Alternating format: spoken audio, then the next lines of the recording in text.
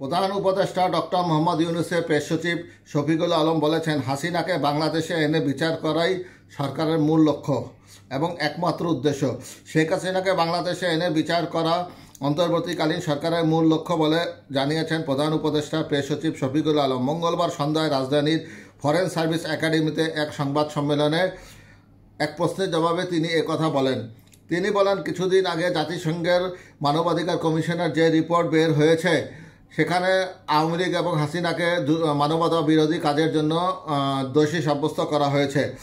তাকে মানবতা বিরোধী অপরাধে অভিযুক্ত করা হয়েছে। এটা বড় ধরনের অপরাধ। জাতিসংঘ ও কিছু কিছু মানবাধিকার কমিশনের রিপোর্টের পর অনেক চাপ তৈরি হয়েছে। এই চাপের একটা নমুনা দেখেছেন যে ইন্ডিয়া টুডে একটা জরিপ করেছে, সেখানে দেখা গেছে 55% চায় শেখ হাসিনাকে বাংলাদেশে ফেরত পাঠাতে, কিছু শতাংশ চাচ্ছে তাকে অন্য দেশে দিতে, মাত্র 16 থেকে 17% মানুষ চায় শেখ হাসিনাকে ভারতে রাখতে। তাহলে বুঝতেই পারছেন যে শেখ হাসিনার স্থান কিন্তু ভারতে আর বেশি দিন হবে না।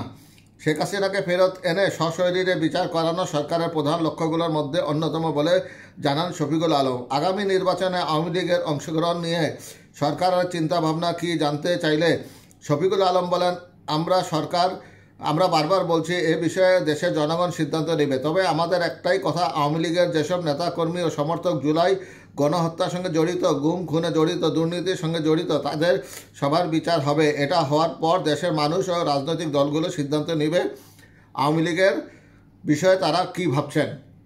প্রধান উপদেষ্টা দুবাই সফরের প্রসঙ্গ টেনে শফিকুল আলম বলেন, দুবাইয়ে বাংলাদেশি শ্রমিক নিষেধাজ্ঞায় রয়েছে। এ নিয়ে ডক্টর মোহাম্মদ ইউনূস সেখানকার 5 থেকে 6 জন মন্ত্রীর সঙ্গে কথা বলেছেন।